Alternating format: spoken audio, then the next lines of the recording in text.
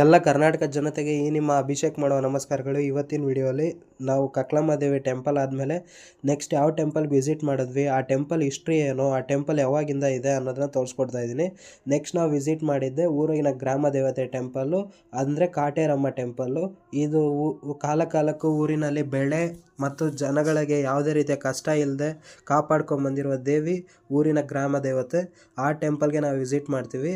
ಇವರು ಅಷ್ಟೇ ಪ್ರತಿ ವರ್ಷ ಈ ಟೆಂಪಲ್ಗೆ ವಿಸಿಟ್ ಮಾಡಿದೆ ಅಂತೂ ಹೋಗಲ್ಲ, ಈ ಟೆಂಪಲ್ಗೆ ಮಸ್ಟ್ ಆ್ಯಂಡ್ ಶುಡ್ ವಿಸಿಟ್ ಮಾಡ್ತಾರೆ. ಯಾಕಂದರೆ ಇದು ಊರಿನ ಗ್ರಾಮ ದೇವತೆ ಟೆಂಪಲ್ಲು. ಊರಿಗೆ ರಕ್ಷಣೆ ಕೊಡುವ ದೇವತೆ ಊರಿನ ಗ್ರಾಮ ದೇವತೆ ಆಗಿರ್ತಾರೆ. ಕಾಟೇರಮ್ಮ ಟೆಂಪಲ್ ಇದು.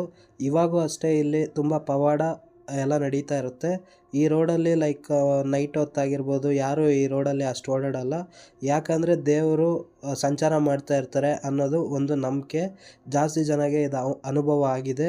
ಇವಾಗೂ ಅಷ್ಟೇ ನೈಟ್ ಹೊತ್ತು ಇಡೀ ಊರು ದೇವರು ಒಂದು ಸಂಚಾರ ಮಾಡುತ್ತೆ ಅನ್ನೋದು ನಂಬಿಕೆ.